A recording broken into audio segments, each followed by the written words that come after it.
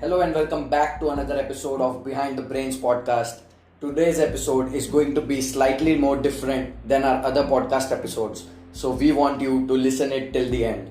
We are starting a new series on this podcast called The Startup Recipe. Don't worry, we are not going to cook anything here. We'll give you startup and business case studies and business lessons to learn from them. And our today's startup recipe would be on Zoom communication. So in this quarantine, Zoom has become a part and parcel of life. If you talk about school lectures, business meetings, online webinars, or even YouTube and podcast interviews, everyone is using Zoom, including us. And today, nearly 300 million people log into Zoom on daily basis to attend webinars or meetings or even lectures.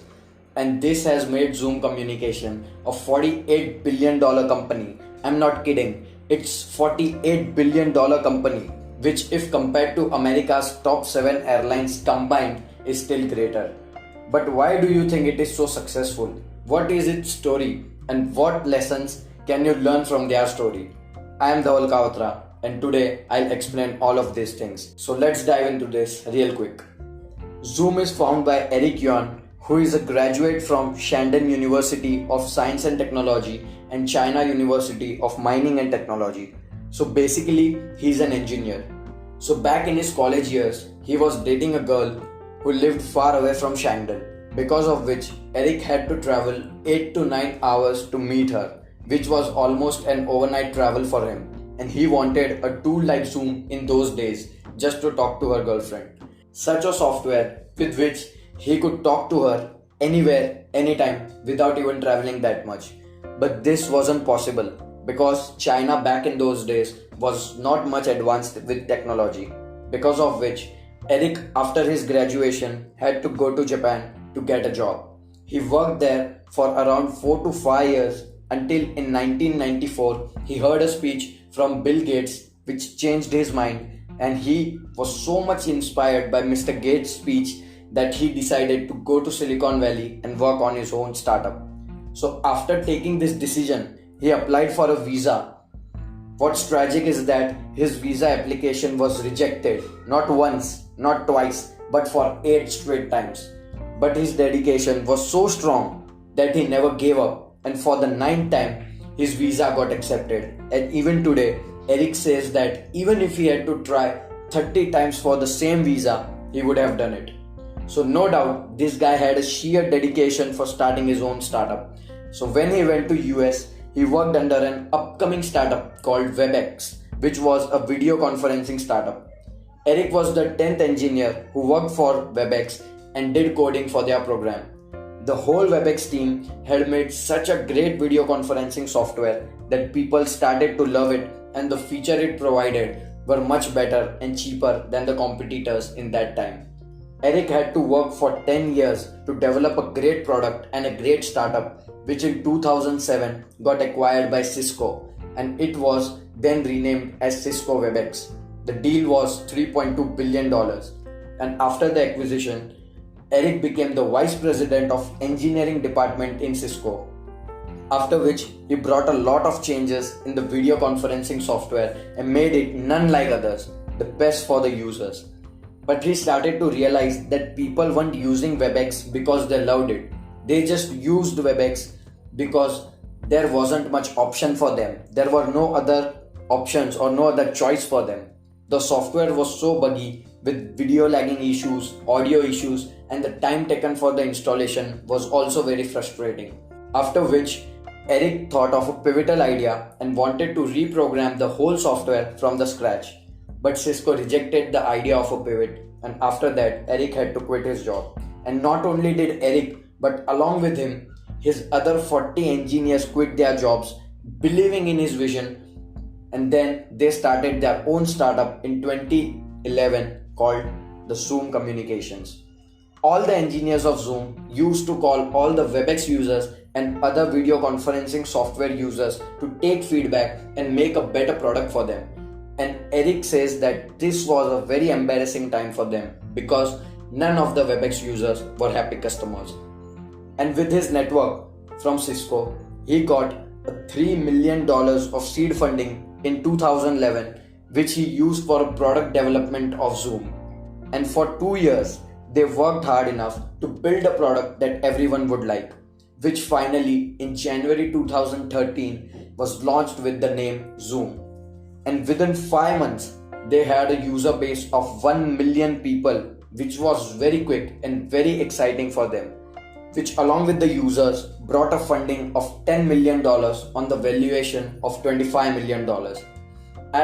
In the late 2013, they banked another $6 million funding on the double of valuation of previous funding. And by 2014, they had a user base of 10 million people, because lots of businesses and also the educational organizations were using Zoom for effective communication. And in January 2017, in their Series D funding, they secured another $100 million, which made Zoom a unicorn startup with the valuation of $1 billion.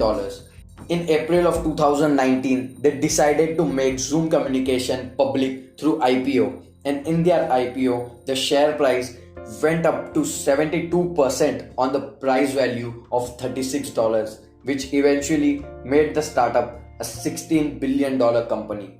And along with their increasing valuation, their profits were increasing too, which is very important for any startup or any business. So what's the secret of their success?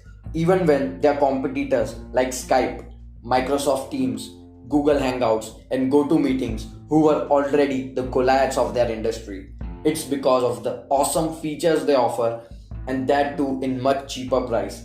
If you look at their pricing for personal, business and enterprise subscription, it's really cheap and affordable. But if you look at the free features they offer, like unlimited one-to-one meeting, 40 minutes of group chat with up to 100 members, low data usage, and also scheduling your meetings and sending invites through calendar. And all these features cannot be offered by any of their competitors, and that too in such an affordable price. So that is their competitive advantage and their USP. But that's not enough. From 2018, Zoom is getting a backlash due to its security issues. Security is still a big problem for Zoom, and they say that they have been working on it. The security issues include phishing scams, Zoom bombing, data breaching, and more. And Eric Yuan recently said that they would also update their software with end-to-end encryption to solve their security issues. So I think this could be very helpful for them because of their security reasons. And also, India is planning to ban Zoom and has started building an alternative for this. And also, in 2019, Apple in a silent update for Mac tried to delete the Zoom web server, and Google tried to do the same. But nothing has changed much. It's still the same and people are using it till date. So with their success story, what do you think could be the 3 business lessons you can learn? Okay, let me do this job. So the number 1 lesson that we can learn is to solve a bigger and burning problem of customers. Eric faced this problem with his dating experience, and he realized that lots of people face the same issue today, regardless of what field they are in, even in business, regular life and college life too. So he built a software that won't just solve his own problem, but problems of millions of other people. One mistake that startups do in their early stage is that they start solving a problem that they faced but don't realize that people actually want a solution for it. To make it simple, here's one thing. There are many problems that humans face, but not everyone wants a solution for it. So rather than solving a random problem, solve the burning problem of the customers that they would really need help with. This would make sure that your product and your startup succeeds. And with that, the second lesson that we can learn is to keep updating your product and deliver it perfectly. I won't say that Zoom is still a perfect software, but the thing that people like about them is that they are always improving their software, adding lots and lots of features in it. So just like Zoom, every other startup must keep updating and improving their products and their product features. So you must take your customers' feedback and turn them into feed forwards and start improving your product. This is important to stay in the competition, because if you are outdated, you are already out of the game, which most of the Fortune 500 companies fail to realize. And with this, our final business lesson is to provide unique and additional features than your competitors, and that too in the same or lower price range. This is what exactly Zoom did, and did it at its best. Provided great and additional features, that too in cheap and free prices. This gave them a competitive advantage over all the other Goliaths of their industry. And if you want the same competitive advantage over your competitors in your industry, then you must provide unique and additional features in the same price or even at lower price, which will kill the competition beforehand. And with that being said, this podcast episode ends right here. If you like this episode, then share it with your entrepreneur friends, and also make sure you leave a review on Apple Podcast. Don't forget to subscribe us on Apple Podcast, Google Podcast, Spotify, and YouTube. We are omnipresent. See you in the next episode. Till then, keep listening, keep hustling. I'm Dhaval Kawatra, signing out from Behind the Brains.